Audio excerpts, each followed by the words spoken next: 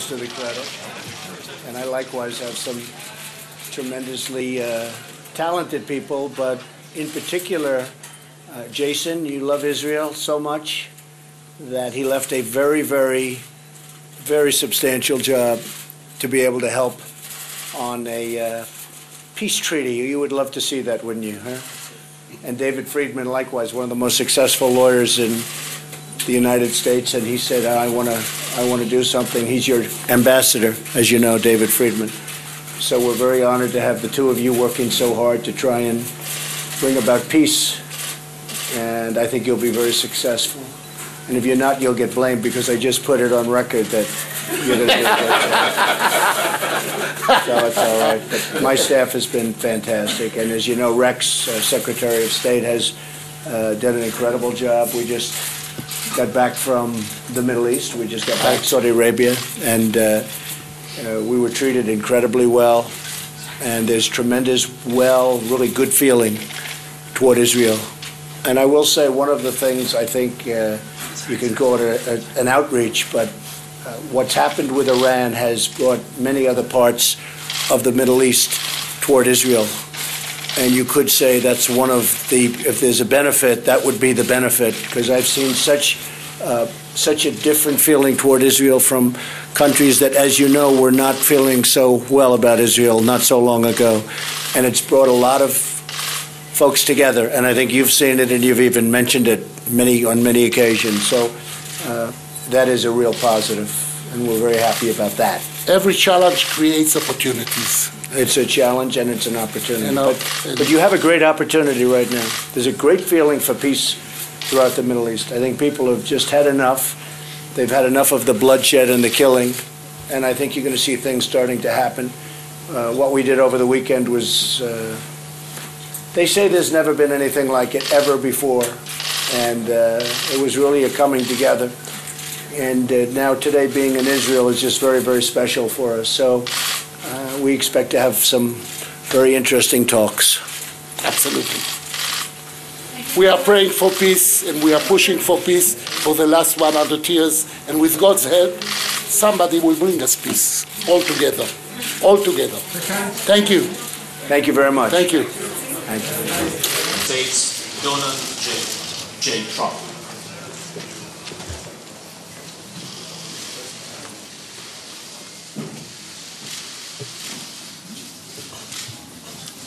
Please be seated.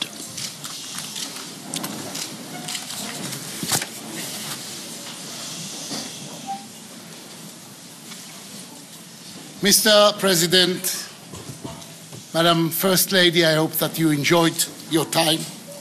I appreciate the opportunity to learn about your thoughts and vision.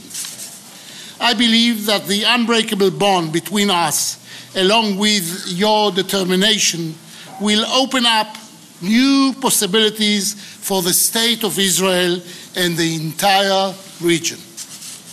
Mr. President, we are happy to see that America is back in the area. America is back again. You marked the defeating of ISIS as one of your top missions. This is most important objective. Israel will do everything in its power in order to assist you in this mission. Israel appreciates America's leadership under your administration in the action you took in Syria.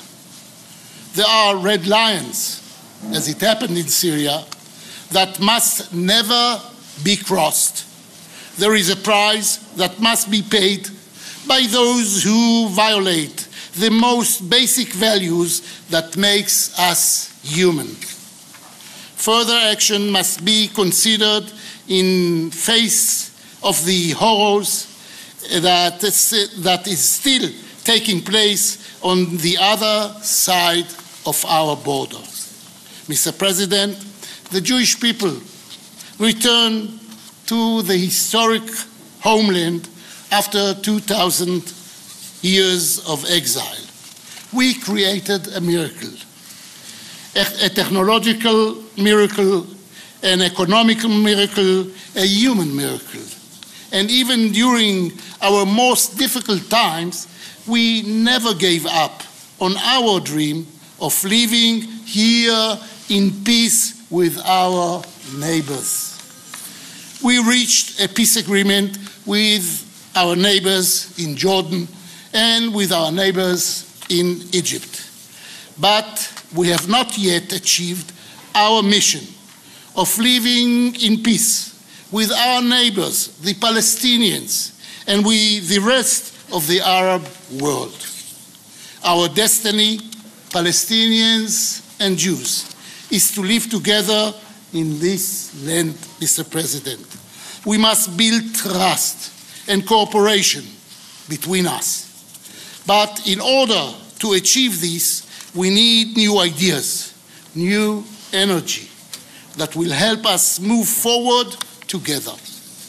We can have here an oasis, an international center of tourism, a startup land, Silicon Valley, from the Jordan to the Mediterranean. But we must be sure that we don't go to sleep with a dream and wake up with a nightmare, with Iran, ISIS, and Hamas in our borders. In order to dream, we need to be sure that Iran is out of our borders, out of Syria, out of Lebanon. I welcome you, and I welcome your willingness to help us move forward. We want to move forward. Mr. President, we want to move forward, and we must do it together with America. Thank you. Thank you. Thank you very much. And shalom. I'm honored to be in the great state of Israel, the homeland of the Jewish people. I'm awed by the beauty and majesty of this sacred and very holy land. President Rivlin, Mrs. Rivlin, thank you so much. Thank you. Thank you for opening your wonderful home and welcoming Melania and myself to your amazing country. And that's what it is. It is an amazing country. What you've done is perhaps has virtually never been done before. On my first trip overseas, I've come to this ancient land to reaffirm the enduring friendship between the United States and the State of Israel. And it will always be enduring. And that's number one to me. We are not only longtime friends, we are great allies and partners. We stand together always.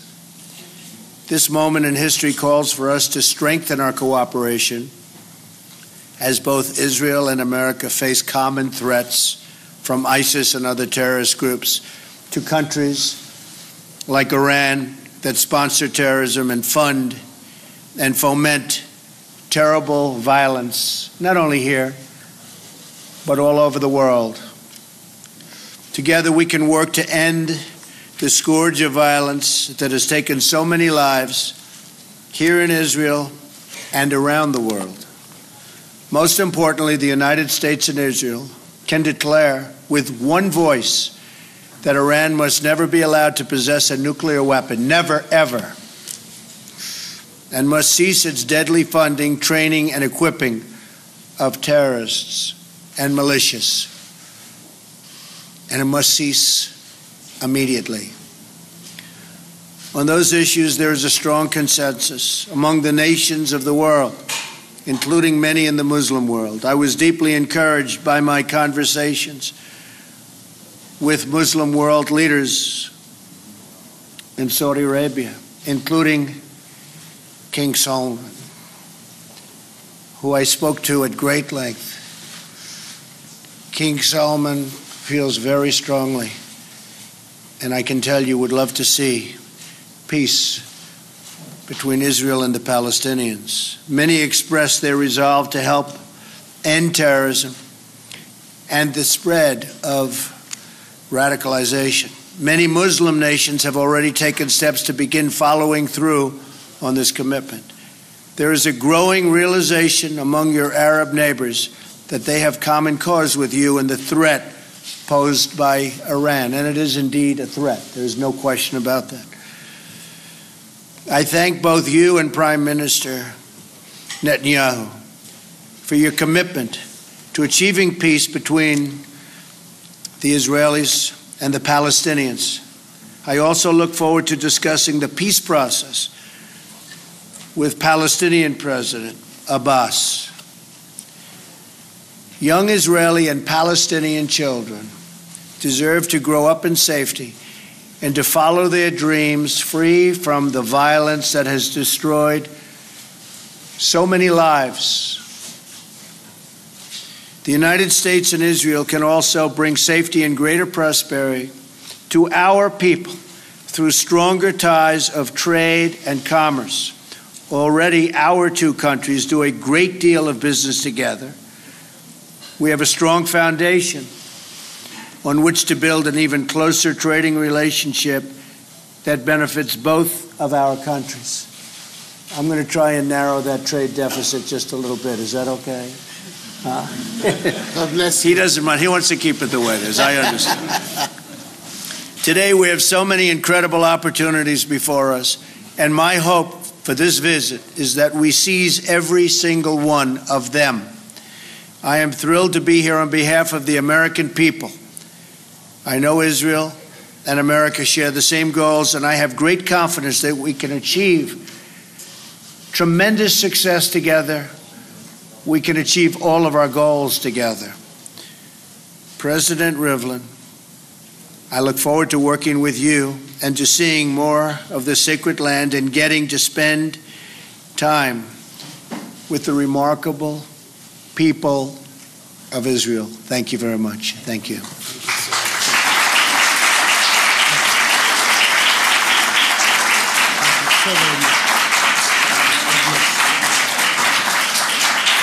Thank you. Please stand.